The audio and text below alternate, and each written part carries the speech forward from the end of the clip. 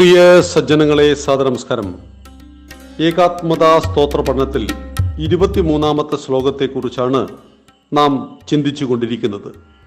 ചാണക്യ ചന്ദ്രഗുപ്തൗച വിക്രമശാലി വാഹന സമുദ്രഗുപ്ത ശ്രീഹർഷ ശൈലേന്ദ്രോപരാവലഹ.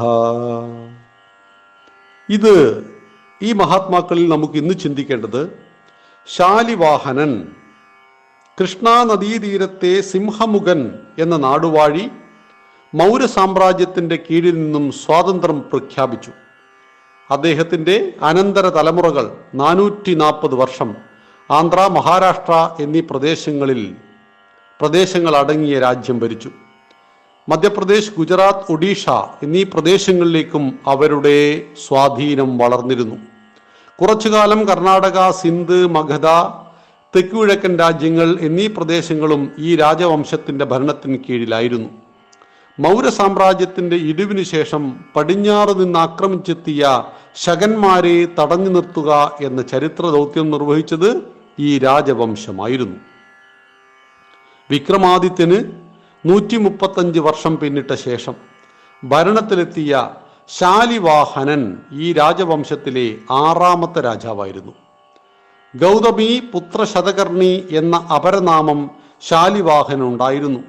ശകന്മാരുടെ പടിഞ്ഞാറൻ സഖ്യത്തെ തകർത്ത് അവരെ പൂർണ്ണമായും ഭാരതീയ സംസ്കൃതിയിൽ അദ്ദേഹം ലയിപ്പിച്ചു.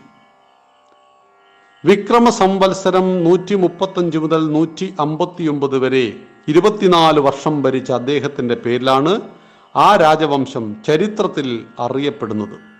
തൻ്റെ പേരിലൊരു സംവത്സരവും അദ്ദേഹം ആരംഭിച്ചു. അതാണിന്ന് ഭാരതീയ ഔദ്യോഗിക വർഷമായി അംഗീകരിക്കപ്പെട്ടിട്ടുള്ള ശകവർഷം.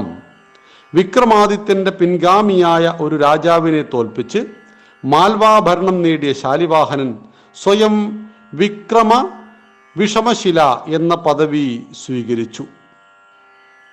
ഹിന്ദുമത സംരക്ഷകൻ എന്ന യശസ്സാർജിച്ച ശതവാഹകന്മാരുടെ കാലത്ത് രാധാകൃഷ്ണ, ശിവപാർവതി, ലക്ഷ്മി നാരായണ എന്നീ ദേവീദേവന്മാരുടെ ആരാധന വ്യാപകമായി. ശുംഗവംശവുമായി പലപ്പോഴും യുദ്ധത്തിലേർപ്പെട്ട ശതവാഹകർ ചേര, ചോള, പാണ്ഡ്യ വംശങ്ങളുമായി സഖ്യത്തിലായിരുന്നുവെന്ന് സാഹിത്യകൃതികളിലൂടെ വ്യക്തമാകുന്നു. എല്ലാ പുരാണങ്ങളിലും ഇവരുടെ ചരിത്രം പിന്നീട് ചേർക്കപ്പെട്ടു. 1000 ആന, 1,00,000 കാലാൽപ്പട, 30 കോട്ടകൾ എന്നിവയുള്ള രാജാവായിട്ടാണ് ശതവാഹകന്മാരെ മെഗസ്തനീസ് പ്രകീർത്തിച്ചത്. ചില ഗ്രന്ഥങ്ങളിലും നാസിക്കിലെ ശിലാലിഖിതങ്ങളിലും ശാലിവാഹനൻ 50 വർഷം ഭരിച്ചതായും അശ്വമേധയാഗമടക്കം വൈദിക യജ്ഞങ്ങൾ നടത്തിയതായിട്ടും പറയപ്പെടുന്നു. പേർഷ്യ, റോമൻ രാജ്യങ്ങളുമായും ചൈനയുമായും വ്യാപാര വാണിജ്യ ബന്ധങ്ങൾ അദ്ദേഹത്തിന് ഉണ്ടായിരുന്നു. ഒരു വശത്ത് രാജാവിൻ്റെ മുഖവും മറുവശത്തുള്ള എഴുത്തുമുള്ള ഇന്ന് കാണുന്ന തരത്തിലുള്ള നാണയങ്ങൾ ആദ്യമായി ഇറക്കിയത് ഇവരുടെ ഭരണകാലത്തിലാണ്. സിന്ധ്, സൗരാഷ്ട്ര, നാസിക് എന്നിവിടങ്ങളിലാണ് ശതവാഹകന്മാരുടെ ചരിത്രാവശിഷ്ടങ്ങളായ നാണയങ്ങളും കോട്ടകളും ശിലാലിഖിതങ്ങളും കാണപ്പെടുന്നത്. താൻ ഒരു ശതവാഹക രാജാവുമായിട്ട് യുദ്ധത്തിൽ ഏർപ്പെട്ടതായി മുമ്പ് ഹാത്തി ഗുഹയിൽ ഖാരവേലനും രേഖപ്പെടുത്തിയിരിക്കുന്നു.